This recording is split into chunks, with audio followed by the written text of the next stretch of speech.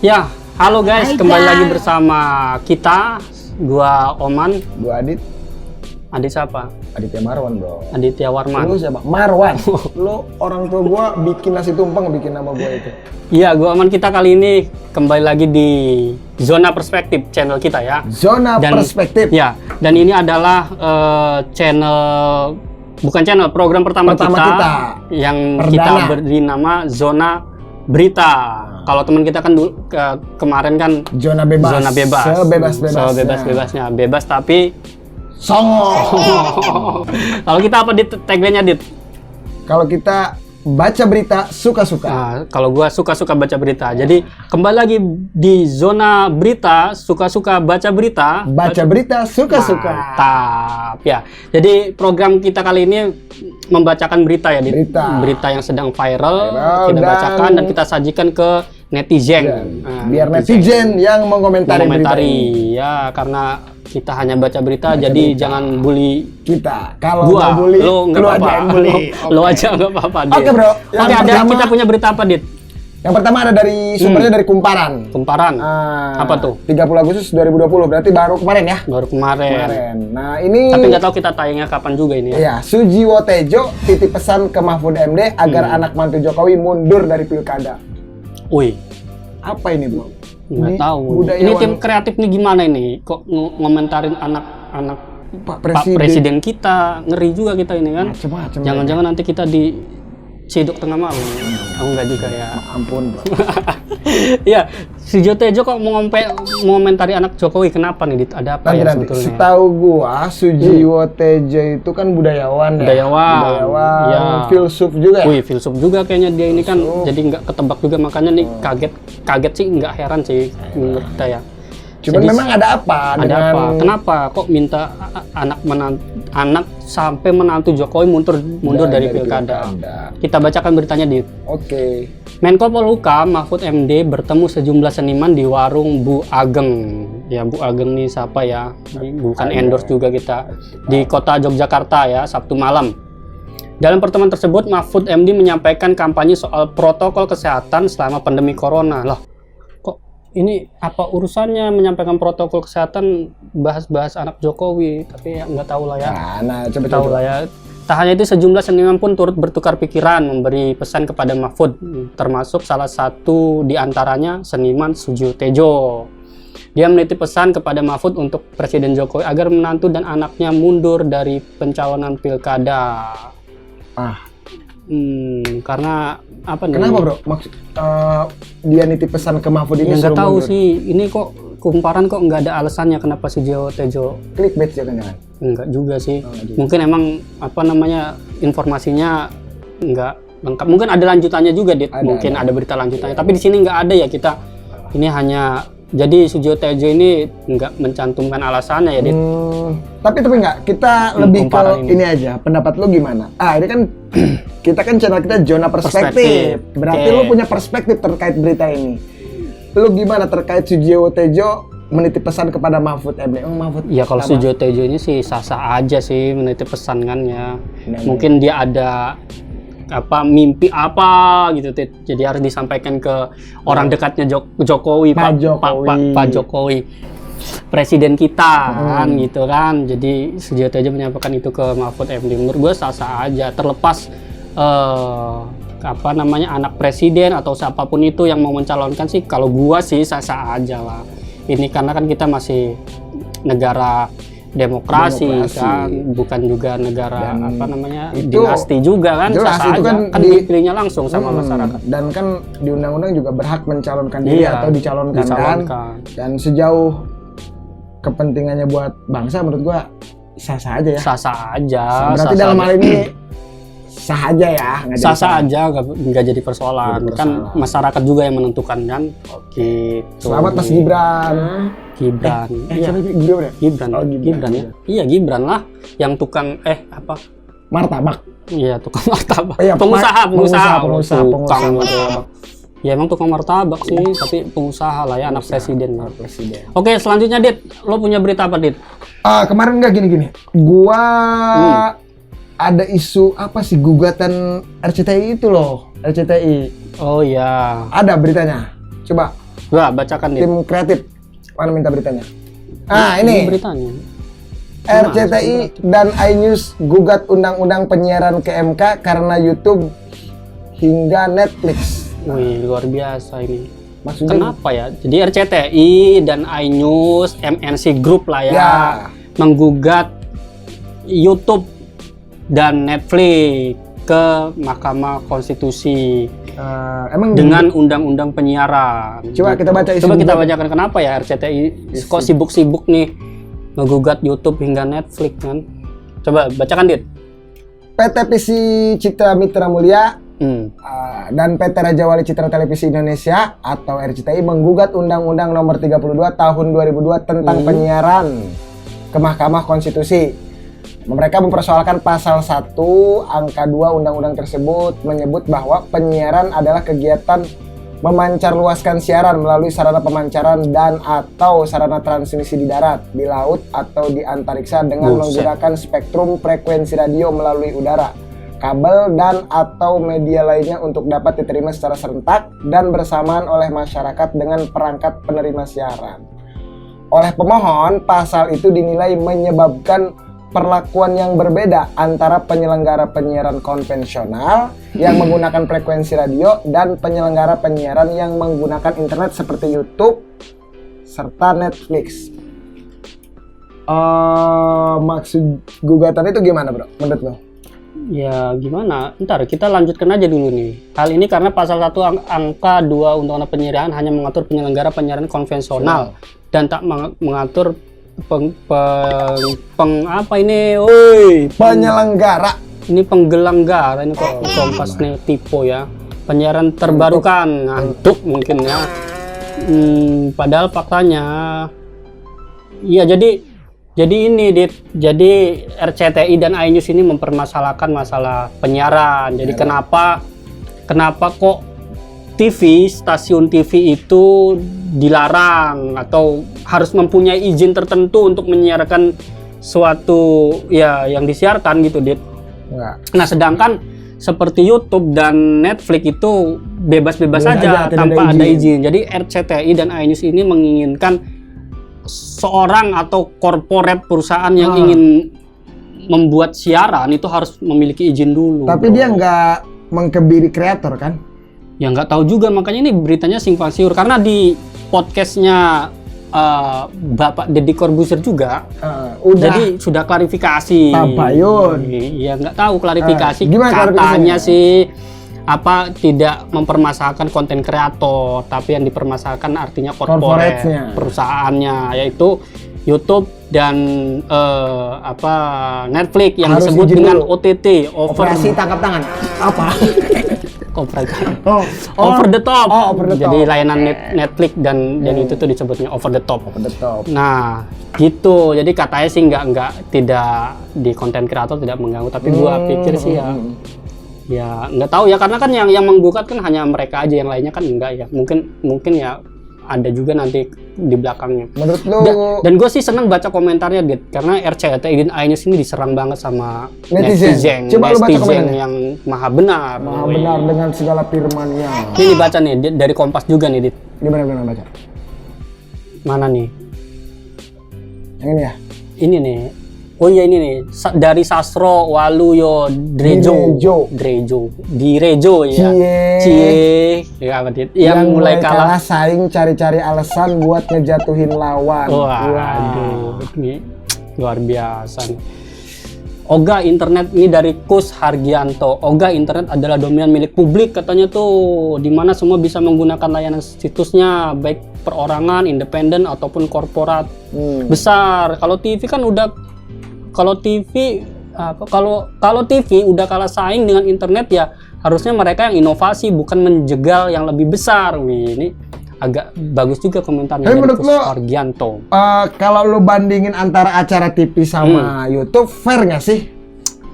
Iya, kalau gua sih menurut perspektif gua sih fair aja sih.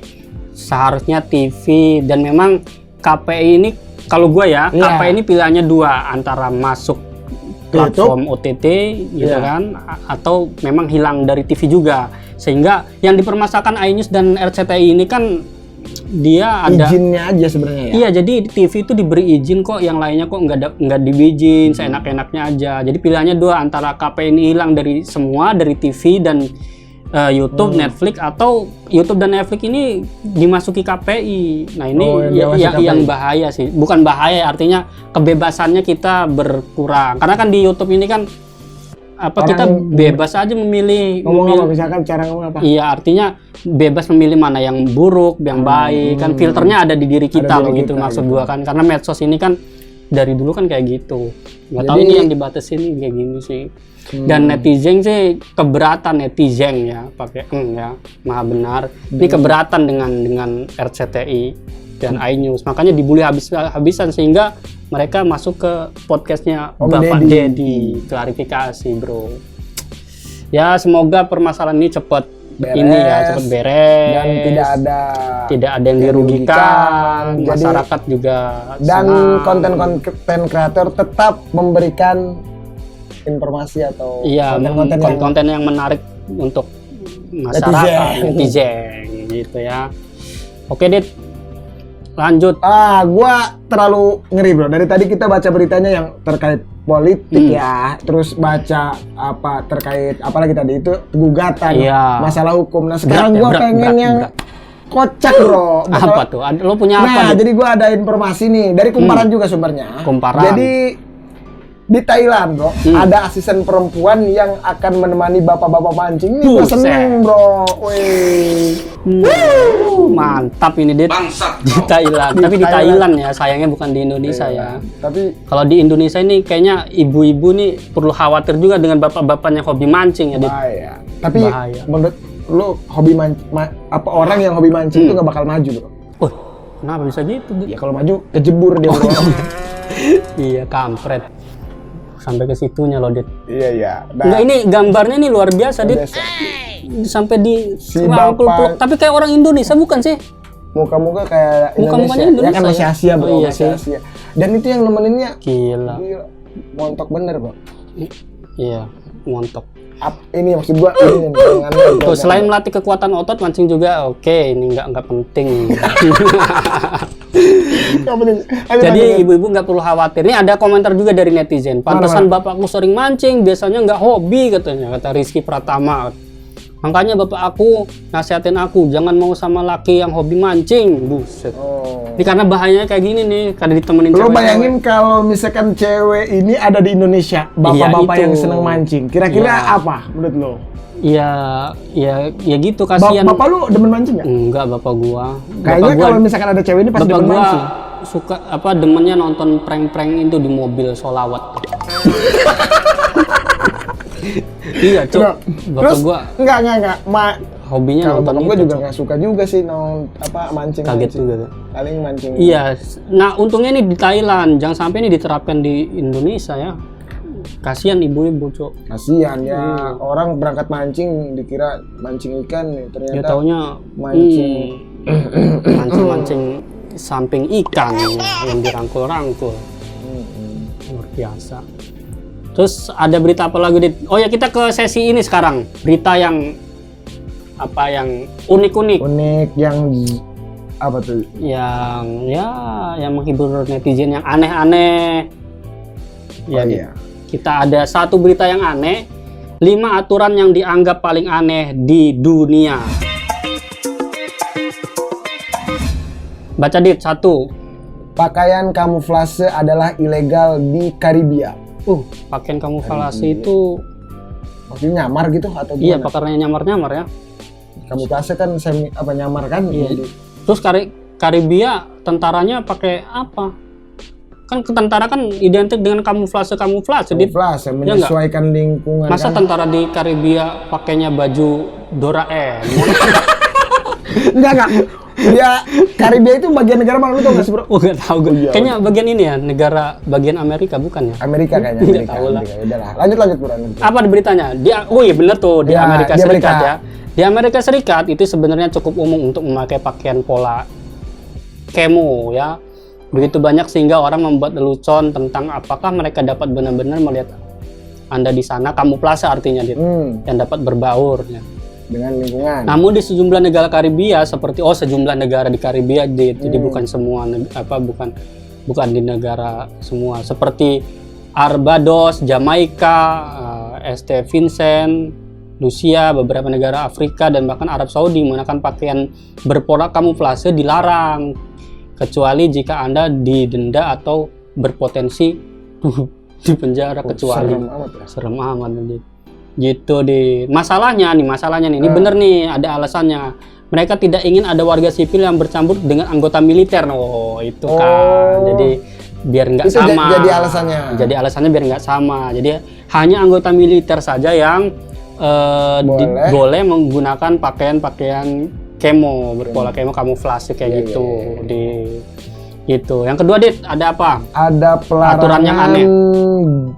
Main game di Yunani ya? Oh, jadi Yunani itu melarang warganya main game ya? Kenapa? Apa gimana? Sekarang kita kan baca, Dit. Main game itu udah ini, Bro ya. Udah apa ya? Udah jadi apa sih, kayak kebutuhan dan bahkan menghasilkan ya? Bahkan menghasilkan. Dan di Indonesia sendiri ini lagi teman-teman lagi gencar-gencarnya e-sport ya, e-sport yang di lomba beberapa. Nah, kenapa di Yunani ngelarang nih? Coba tahu. Gua baca beritanya dulu. Bacalah. Ini gimana sih tim kreatif beritanya nih? Pemerintah Yunani melarang semua permainan video game di seluruh negeri sejak tahun 2002. Pemerintah bermaksud untuk menghentikan perjudian ilegal yang secara tidak sengaja menyebabkan larangan permainan video. Emang ada judi-judinya gitu, Bro? Oh, nggak tahu juga sih, mungkin iya juga. Ya, mungkin bisa jadi, misalkan kita main PS, yang menang harus ini gitu kan. Bisa juga sih. Ada apa taruhan-taruhan gitu? Taruhan-taruhannya. Jadi sih. Bisa jadi, tapi nggak tahu lah. Tapi ini aneh juga sih, karena kan sekarang kan game kan, apalagi dengan platform YouTube-nya atau Facebook Live-nya kan sedang gencar-gencarnya di Indonesia sendiri, bahkan di dunia. Bahkan yang YouTuber nomor 1 di dunia kan mainnya game juga, PewDiePie itu kan. Tapi di Yunani berbeda sekali. Jadi dia lebih melarang ya? Melarang, mungkin. Ya kalau gua itu kok ngurangin kreativitas, Bro, kalau dilarang-larang. Oh gitu ya? Iyalah, orang kan main game ya selama dia nggak ngerugiin orang lain ya nggak jadi masalah. Iya sih, daripada main perempuan. Iya sih. Iya, daripada main perempuan. Kasihan perempuan dimain-mainin, emangnya game. Perempuan itu dihargain, Bro. Iya. Oke, berita yang ketiga. Denda gemuk di Jepang. Wah, Jepang melarang warganya untuk gemuk. Luar biasa. Pada tahun 2008, Jepang mengeluarkan hukum metabo yang membuat banyak orang menggaruk-garuk kepala dan menambahkan satu lagi kesan aneh soal Jepang. Oh, memang Jepang ini aneh-aneh sih peraturannya ya, tapi ya berdasar juga tentunya. Gitu. Desas-desus menyatakan bahwa ada hukum yang menyatakan ilegal menjadi gemuk, dan bahwa jika Anda cukup gemuk, pemerintah dapat mendenda atau bahkan memenjarakan Anda. Cara hukum ini bekerja adalah jika Anda berada di antara usia 45 sampai 74 dan Anda memiliki ukuran pinggang 35,4 inci atau lebih gemuk dari pria normal, atau 31,5 inci atau lebih untuk wanita, maka Anda harus pergi ke dokter dan meminta saran tentang cara mengecilkan pinggang Anda dan mengingatkan kesehatan Anda.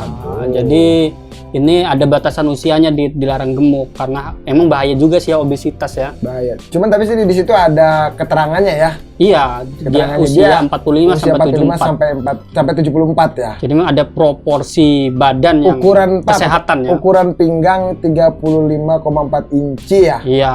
Ukuran itu untuk pria normal. Ukuran apanya itu? Pinggang. Pinggang, ya? Cok. Apa ini? Iya, cok, maksud gua pinggangnya kan lebar 35,4 inci. Jadi ada batasan usianya ya. Jadi Jepang walaupun aneh-aneh tapi mendasar juga demi kesehatan juga. Kesehatan ya kan, gemuk juga. Terlalu gemuk nggak baik juga, Bro. Obesitas nggak bagus juga, kebanyakan lemak dan katanya kalau gua dengar implikasinya juga ke jantung juga, Bro. Iya, pasti bakalan ke kesehatan, mengganggu keseluruhan. Karena kan terhambat oleh lemak kan semuanya kan. Berarti kita ini udah kayak dokter aja. Iya, ya kita kan bukan pengamat sih, bukan. Cuman cuman tukang bacot. Gitu kan. Gitu. Nah, kemudian lanjutin. Nomor 4. Ada berita nih di Ya. kota Tuszyn di Polandia melarang Winnie the Pooh. Apa sih maksudnya, Pak? Winnie the Pooh, lo tahu nggak? Winnie the Pooh itu yang kartun anak-anak itu kan? Iya, yang ada di taman yang bermain. ngetren juga di Berarti tahun. di Polandia itu dilarang ya Winnie the Pooh? Iya. Oh, Kenapa bro dilarang? Justru Ya kan sebenarnya aneh juga ya, karena Winnie the Pooh kan ini kan apa anak-anak ya, tapi di taman bermain malah dilarang, Dit. Coba kita baca beritanya, Dit. Oke. Ya, lo bacalah. Kota Tuszyn di Polandia membuat keputusan yang dinilai banyak orang aneh yang diberlakukan pada tahun 2014. Pemerintah kota memutuskan untuk membuat sebuah maskot baru untuk teman bermain di Tuszyn. Taman, Cok. Oh iya, gua ini bro, minus kayaknya.